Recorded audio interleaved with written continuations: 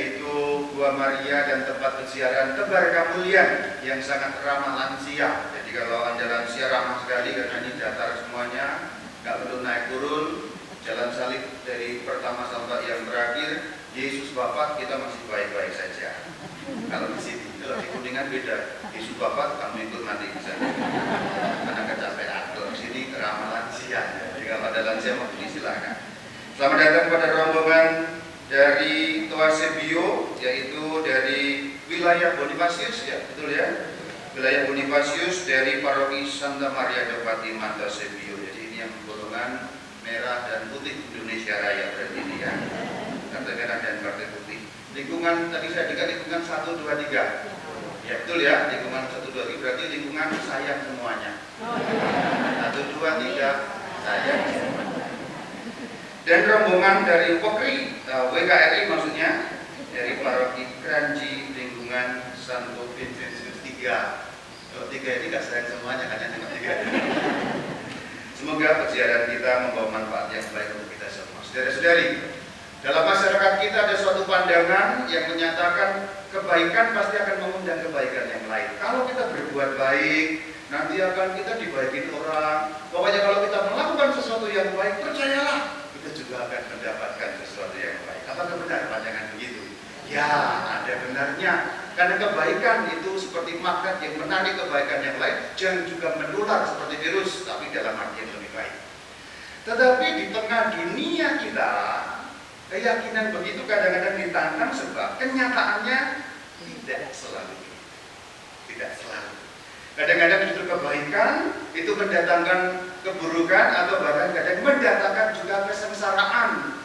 Terutama kalau dianggap melanggar kepentingan orang lain, atau orang-orang jahat yang terganggu kepentingannya, atau orang-orang yang tidak mementingkan kepentingan umum, hanya mementingkan dirinya sendiri. Kenapa demikian? Karena dunia itu tidak steril dari orang jahat. Ada orang jahat, ada orang baik, ada orang kudus, tapi juga ada orang kudis. Macam-macam ya di dunia ini. Karena dunia kita juga dihuni oleh orang-orang jahat, di mana gandum dan ilalang tumbuh bersama-sama. Maka jangan kaget, kadang kalau orang berbuat baik justru bisa mendapatkan kesulitan karena kebaikannya, karena ada orang-orang jahat yang penuh dengan kuasa kegelapan dan didorong oleh kuasa kegelapan untuk menghancurkan terang dan kebaikan di atas muka bumi ini. Kenapa begitu? Karena bumi juga masih dipenuhi dengan orang-orang egois, mementingkan dirinya sendiri, mementingkan keuntungannya sendiri. Itulah kenapa kadang kebaikan tidak mendapatkan balasan apa yang baik. Tetapi saudara-saudari, kita tidak bisa lari karena kita hidup di tengah dunia yang seperti ini. Mau kemana lagi? Planet Mars masih jauh ya. SpaceX itu masih lama untuk sampai ke planet Mars ya. Kita hidup di tengah dunia yang seperti ini, kenyataannya begitu. Yang kadang-kadang juga menggentarkan. Kalau kita melihat hidup kita secara jujur, kalau kita melihat masa depan kita secara jujur, kadang selalu juga kita diliputi oleh ketakutan, kekhawatiran, dan kegentaran berhadapan dengan dunia yang sering tidak stabil, menghadapi dunia yang kita bisa membayangkan kayaknya dipenuhi dengan kuasa-kuasa kegelapan. Kalau mau digambarkan, gambarannya ada dalam Injil hari ini. Kita hidup seperti di tengah pelayaran yang di dalamnya ada apa? Badai, ombak, danau yang bergolak, persis seperti Injil hari ini.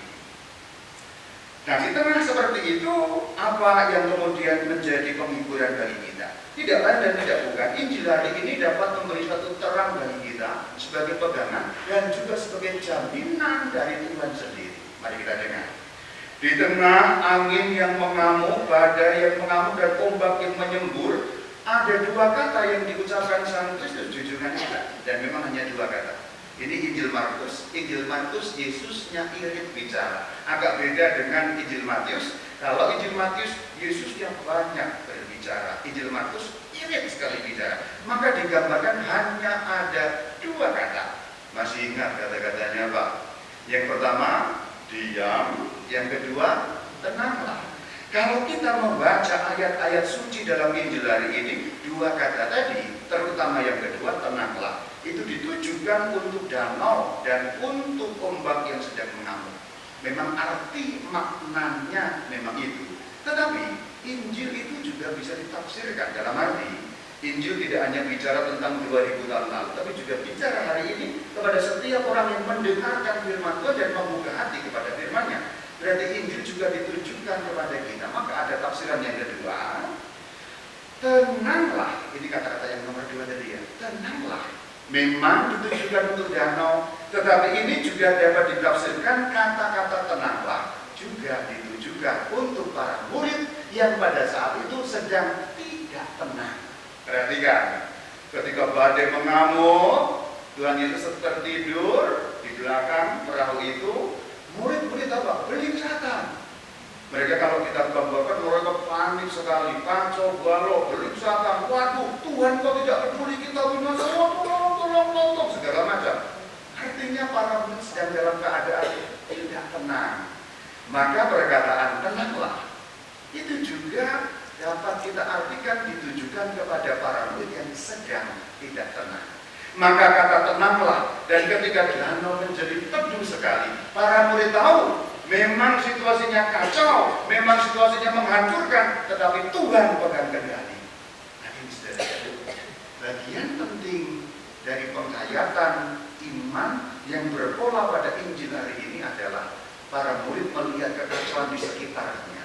Para murid melihat apa yang menakutkan itu, tetapi para murid juga mengerti Tuhan masih memegang kendali di atas kekacauan itu. Maka kalau kemudian kita masukkan dalam hidup kita, barangkali kita juga melihat hidup kita tidak terkendali.